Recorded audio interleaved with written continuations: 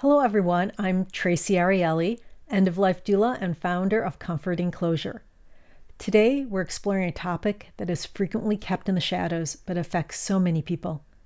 Grief is a universal experience, yet how it emerges and how we respond to it varies greatly. Grief coupled with trauma in particular poses significant problems not only to individuals who are experiencing it, but also to those who are supporting them. The rules and misconceptions of society might further complicate the experience.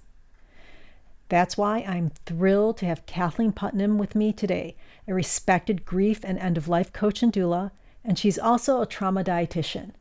The work she has done to understand and explain the complexities of sorrow, its impact on the brain, and the ways in which we can create room for healing is remarkable.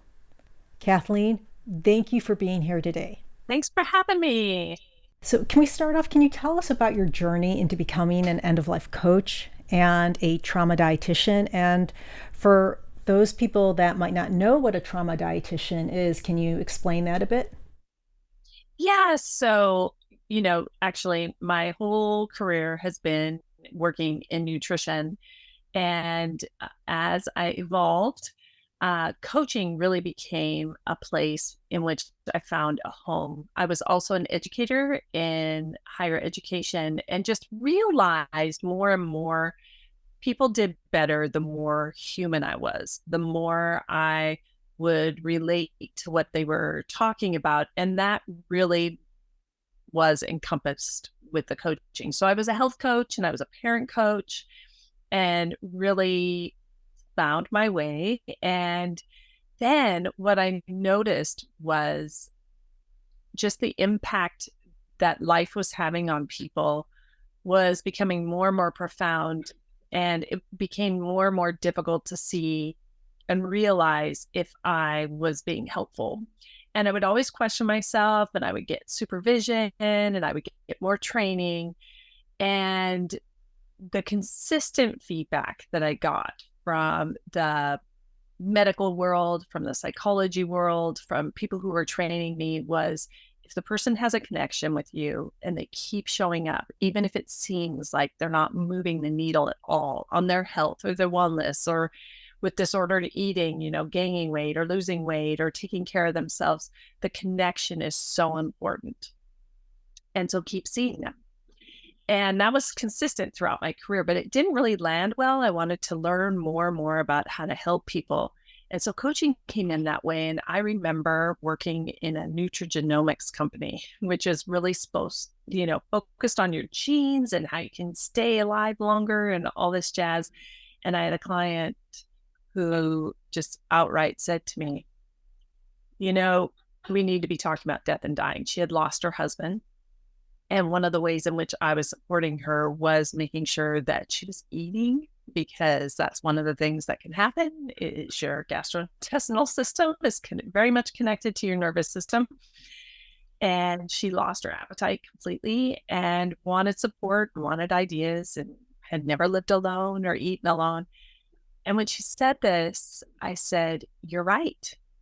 And she said, this isn't going to help to talk about this, but what would help is if we talked about what it was like to be a person who lost their spouse. And so I just dropped any agenda I had, anything that we had been talking about up until then, and just talked to her about her experience. And I had recently lost my dad at the time. And so I had read a bunch of books. And so I started asking her if she had read these different books, and it just blossomed into a beautiful conversation. And I walked away from that thinking I need to make a change. And that's when I found that Nelda was offering an end of life doula training, and I signed up right away. So, the primary focus of your work today is that grief coaching and nutrition. How is it different from a lot of the grief support that's already out there? Yeah, I think the one thing that I noticed that I didn't know before until I started doing this work was that grief, and then I became a grief coach during COVID. I signed up because there was so much grief that I wasn't even really helping people as a dietitian all that much because there was so much grief. That's what was coming up in the appointments as being the primary thing that the person needed to talk about. And so what I realized was there wasn't a lot of places to talk about it. I wasn't yet skilled enough to really be able to help people move through it and be able to get to a place of self-care really was where I was wanting people to land, whether that be, eating, getting to sleep, a lot of the lifestyle stuff that we end up talking about as health coaches. And what I noticed with health coaching, just much like as being an educator or being a dietitian, is when you're an authority figure in that person's eyes, then what can happen is there can be this disconnect and this inherent uh, projection, whether that's internal or potentially something that I wasn't aware of judgment. And what's interesting with grief and trauma is a lot of people experience shame. And I went through my caseload and realized 98% of my caseload at the time had either a diagnosis of anxiety or depression. And that's significant. And I thought, wow, I want to be able to attend to this. And what I noticed was with coaching, it is that there's this opportunity without me being an authority on grief or without me being an authority in any kind of way, there was this opportunity for people to talk about it without feeling judged. And I think what I didn't know that I was doing was I was normalizing it, which is one of the main things to do. But it really interested me around how we can make ourselves more and more available to people. So, one of the things that I think does happen is when you get a diagnosis or when you're judged about the way that you feel, it makes people shut down. It makes some people shut down. For some people, they find a huge amount of relief. Let's be honest. When someone's able to actually say, this is what your physical symptoms are showing you that match up with, this criteria, that can be a huge relief to people. But what I was noticing around grief coaching is it's way more accessible to some people that feel like they're being judged or stigmatized because of the way that they're feeling. Yeah, I noticed with, I know we've had that conversation of the DSM and how, the DSM 3, you got a year to grieve before you're diagnosed. And then you get to the fourth edition and you've 2 months. And now with the fifth edition, you have 2 weeks from the time you lost the person until you're diagnosed or until insurance wants a diagnosis. So it's a real, grieving is a natural part of life. And so to diagnose it as depression or anxiety, and there are people who do suffer from anxiety and from depression and should receive help, but just to assume because you're grieving that you should be diagnosed in that way is too bad. It's really a shame. It is, and we don't normalize the process of grief. We don't have good role models about how to talk about it. We have pick yourself up by bootstraps, get back. People get very little time off work. People get very little time to grieve. And we have a pretty toxic happiness culture where, if you don't show up and you don't smile and you're not acting like a team player, and if your symptoms of anxiety and depression are showing up, it puts people at risk around judgment. But also, a lot of people have fears about losing jobs, losing friends, losing relationships, losing,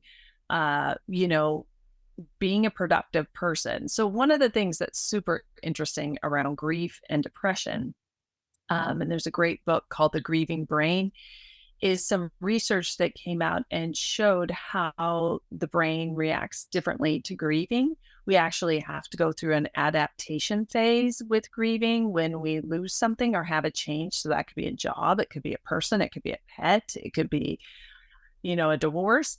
Is it takes a while for your brain to readjust to your environment and to your day-to-day routine. And what can happen when people are grieving is they can feel like they're going a little crazy because they swear they hear the dog outside, or that the car just pulled up, or that they see their loved one, and the brain is actually looking for it. So it's really normal to have that happen. And the difference is there's a yearning and a drive that's happening to seek and find, even unconsciously, the person or the thing that we've lost. Yeah. And so there's a period of time for the brain to reacclimate. And the grieving brain can have moments of joy and laughter and all that, where a depressed brain is not as motivated. Okay, it's not seeking, and there's less and less, if any, glimmers of joy and happiness. And then you also want to look at day-to-day function. I think that that's so important. Are you able to get yourself up, get dressed, get to work, take care of the bills, etc.? Certainly there's a period of time that the person who's grieving and has recently lost something, will go through where that stuff really can't be touched. But the concern is if it's ongoing. Trauma and grief and trauma. So I know losing someone, it is very traumatic, but we hear about grief and trauma being combined. How would you define trauma, and how does it affect that grieving process? Yeah. You know, there's lots of definitions of trauma. I think the thing that helped me in doing some of the training in trauma, and I've done a lot of different trainings in trauma, it is Dr. Ginevra Mate has a compassionate inquiry kind of approach, which feels very much like coaching. And he talks about trauma not being the thing that happened, the the loss that happened, the traumatic loss, but it's what happens inside of you as a result of what's happened to you. So it's the long-term impact and how your body, mind, spirit, heart is responding to the traumatic event. And I liked that because I saw how much grief and suffering happens when we're trying to compare our traumatic events, or our grief, or our loss, and how much pain that can cause when perhaps you and I are in the same room, lose the same thing at the exact same time, but how it impacts us and our relationship to it is going to be completely different because we're completely two different people. And there's things like our genetics, there's things like our upbringing, etc., that are going to impact how we respond. But if I start to judge and shame myself because you're crying and you look like somebody who's lost something, and that it looks like an appropriate response, and I am not having the same response, that we even have our internal judgments, but also what our culture tells us grieving should look like.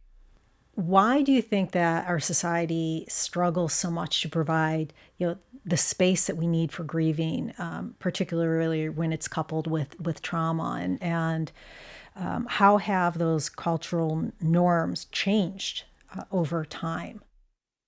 Yeah, I think like with grief, I think the tricky thing with grief is that it's a conflicting group of emotions. We've been told that there's a process and that there's, what to expect, but really it's any change of pattern of normal behavior.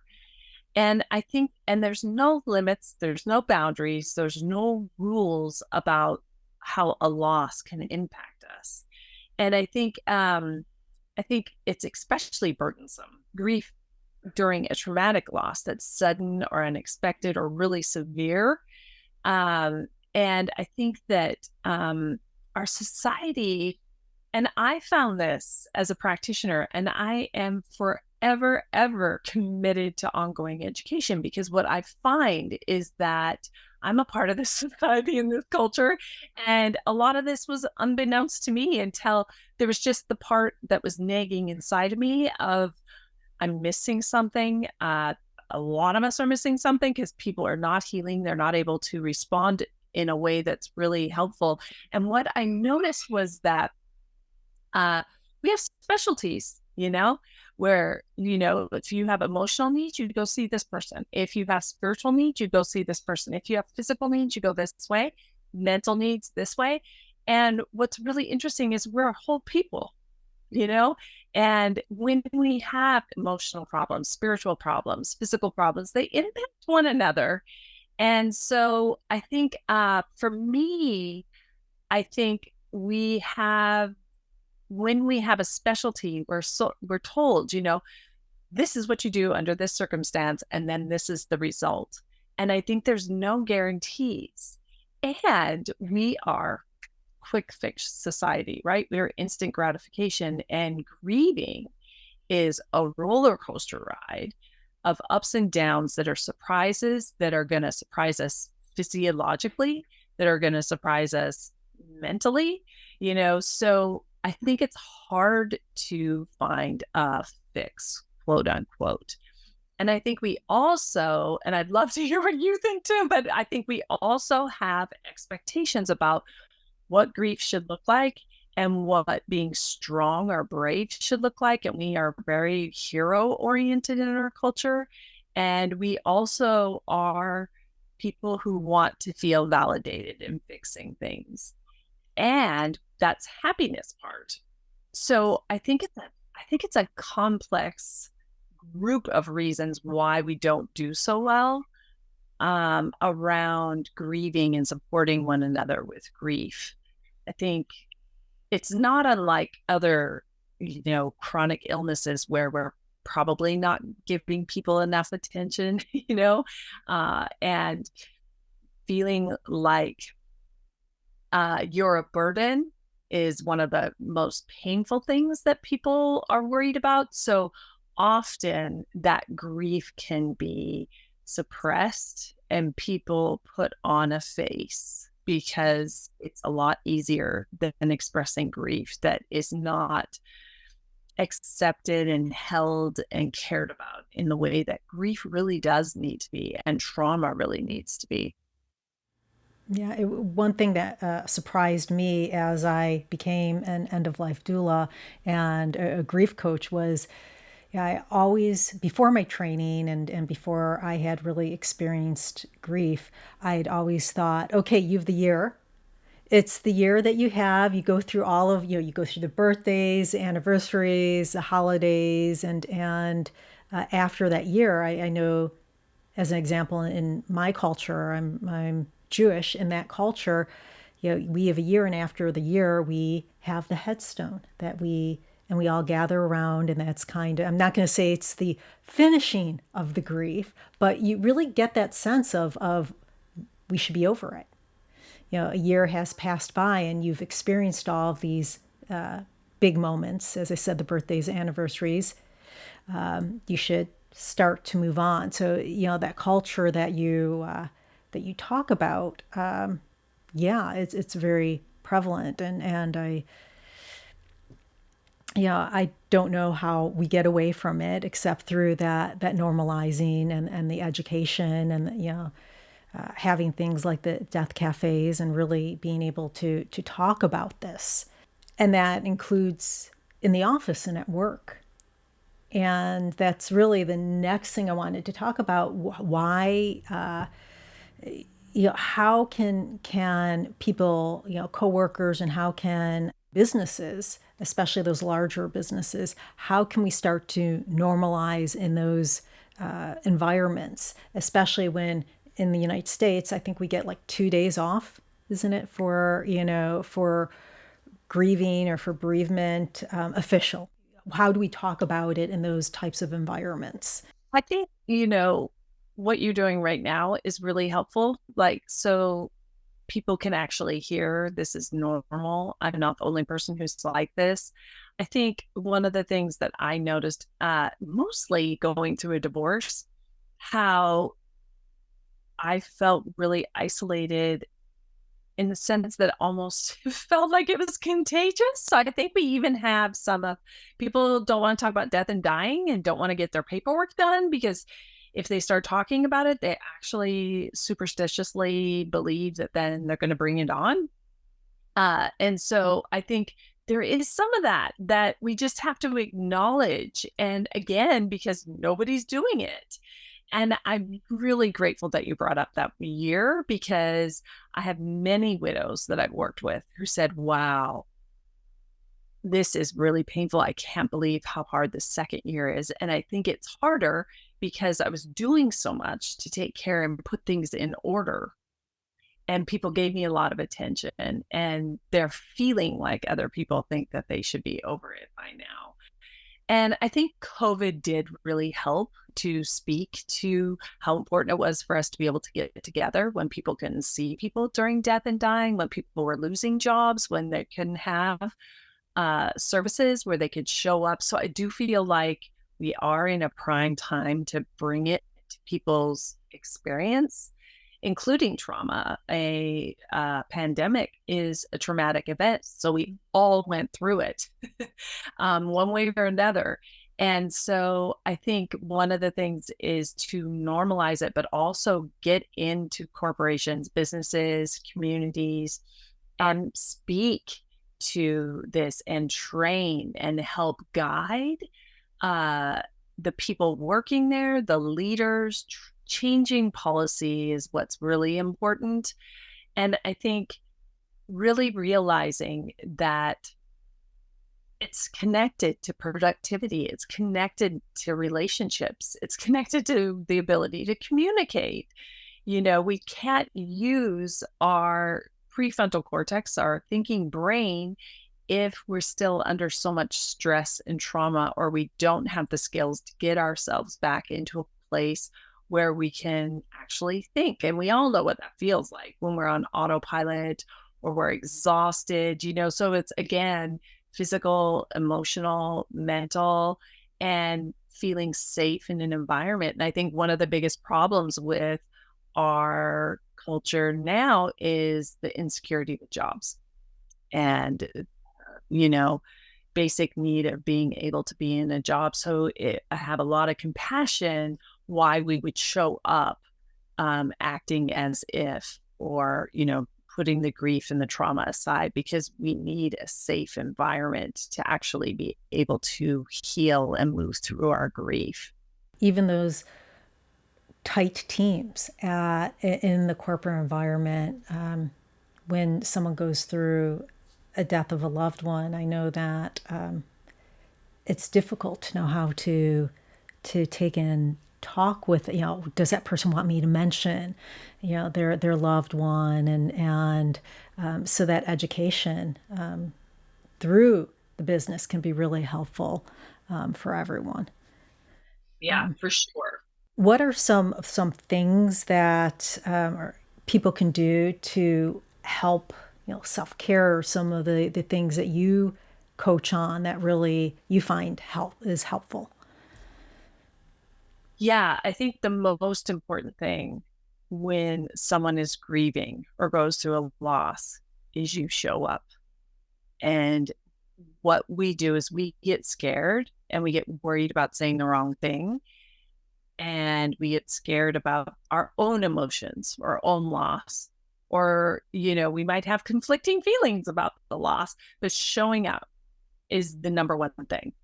And you can show up in a bunch of different ways, but in person to give a hug is the best thing. So show up and allow whatever transpires to transpire. So being really simplistic is, I'm here for you. I love you. I care about you. And I am so sorry. I think. And then if you do have an idea and you want to show up with their favorite, meal, or you want to take them to a event, or you are very comfortable with helping them with their pets or their kids, doing it, and actions speak louder than words. Yeah. So, and we have to be careful. We have to take care of ourselves. And I think the other thing is to keep checking in. As soon as you think about them, let them know that you think about them. And so, how do you show love? So, again, then it's authentic, right? It can be awkward. It can be harder to show love when you're grieving or your friend's grieving, or it feels like your loved one is isolating or shut down or numb or super busy. So, I think it's also important to allow distance and keep showing up. So, if you don't get a response, if you don't get an answer at the door, you keep showing up. I love you. I'm here. you know, I would love just a thumbs up that you got this message. And whenever you want to talk, I'm here for you. So honoring where they are. And I think it's really important when we're grieving to feel like everything is allowed. And I don't know about you, Tracy, but I've had grief where I'm conflicted. Like I'm scared and sad, and I'm also relieved, you know, that I'm not in a situation where I was worried about worried about suffering, or I've even lost a job where it felt like a relief because it wasn't really in alignment with what I wanted, but it was scary, right? So you have grief, but you also have this other part. And I think the world wants to push you into, oh, Kathleen, you always wanted this. Or, we all know they're not suffering anymore. And we want to honor all of it. We want to honor all of it. And that's what's so important with what I've learned about trauma is that integration is that all of it's allowed. And with trauma, what trauma needs, all trauma has grief. And what trauma needs is it needs to be heard, seen, and held with compassion and not judgment. And the person needs to feel cared about and understood as best you can, but that there's someone on the other side so it comes out and through the body and doesn't reside and stay shoved down.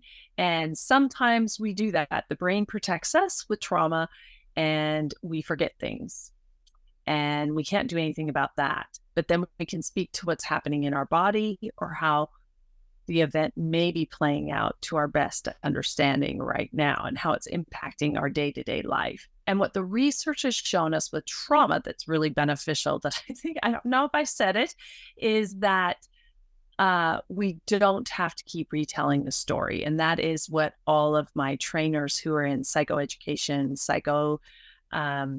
therapy, clinical practices, or in research is that at one time it was thought that exposure over and over again, exposure was going to be helpful for people and really bringing people into the here and now and what they're experiencing in their day-to-day life can be really, really beneficial. Thank you. Thank you. Education, resources. Can you suggest some tools or books or what kind of information do you like to give to people that you're working with? Yeah, it really just depends on what they're looking for. I think one that I wanted to mention was I love Alan Wolfelt, and he has books for people who are trying to be with people who are going through bereavement or mourning. And his word is companioning through grief or through mourning. And it really, accentuates the curiosity and the compassion and leaving space and not fixing, right? Or not trying to change the trajectory. I know that a favorite is It's Okay to Not Be Okay. So to be able to have those conflicting feelings is really, I think it's Megan Devine is great. A lot of people like that. The handbook of the grieving process can be really, really helpful for people. Again, anything that's normalizing. What I've also known is books that and TED Talks and videos of people that have gone through a similar experience can be really helpful. So finding books that are similar to the person's loss. So losing a child, losing a baby, losing a parent, having a parent with dementia, going through divorce. So something that's relatable. And I have to say, I usually give 2 or 3 references at once because you never know. And I tell people to look on video or to look, but you can find a handful where you can just give them. I know a lot of people really like having books like Pima Chodron, if somebody's really open to spirituality and a Buddhist approach. She just wrote a book on the end of life and dying. And so also the context of the person, if something spiritual of nature would be helpful, that's also something to look at. For those people who are companioning, who are holding space for people who are grieving, what can they do for themselves so that they can, they can take care of themselves, they can remain present. We talk about the person who's grieving, and we need to also include those people who are in that circle. So I think self-care, I think the biggest danger I've noticed with myself, actually, it started happening right when I was a dietitian too, taking care of people, seeing people in the hospital and long-term care. And then in my private practice is the impact that grief and loss are strong emotions that weren't a part of my day-to-day life, nor was I trained really well about how to handle someone who's really angry at you, or how to handle somebody who's, just going through a ton of loss and you're the only one standing there to be able to hold that grief. What I would say is the importance of finding a way in which you can stay separate but close to people, and that you can finish your day and walk away. And so I think it's those things about, like, what do I know about Kathleen that's true that doesn't have anything to do with anyone else? Okay. What's my routine? What's my ritual? What's my self-care? How do I know I'm off? How can I stay grounded while I'm holding space for someone else? And it is tricky. And I have certain things that I do. I actually I will hold ice. I will squeeze my toes. I will get into my body. I will do the breathing techniques. I will do exercises with people. But I think it's also important to get support, get mentoring, uh, find people who are good role models, seek out inspiration. A big part for me is continuing education, but also normalizing it. And I think one of the most impactful things that I started noticing was energy in my body, just how a session with somebody who was grieving or going through loss, how it was impacting my body, my posture, my breathing, and how I would end up carrying that. But I think finding community that's not scared to talk about it, and also finding people who could be role models and mentors, so you really feel like you're able to find your own landing. Because again, you don't want to be like the teacher. Your body's different, you're reacting differently, your background's different, but what you're wanting to do is build up your own skills and your own coping mechanisms and your own separation. And one more thing before I forget, I think one really important thing with grieving and with dealing with people with grief and death and dying and loss, new diagnosis, any of those things, is finding ways to have fun. And so if the fun factor's going down, the enjoyment, the contentment in life, then we really have to seek those things out. So one final question: what do you see as the future of grief support, and what role do you hope to play in that future?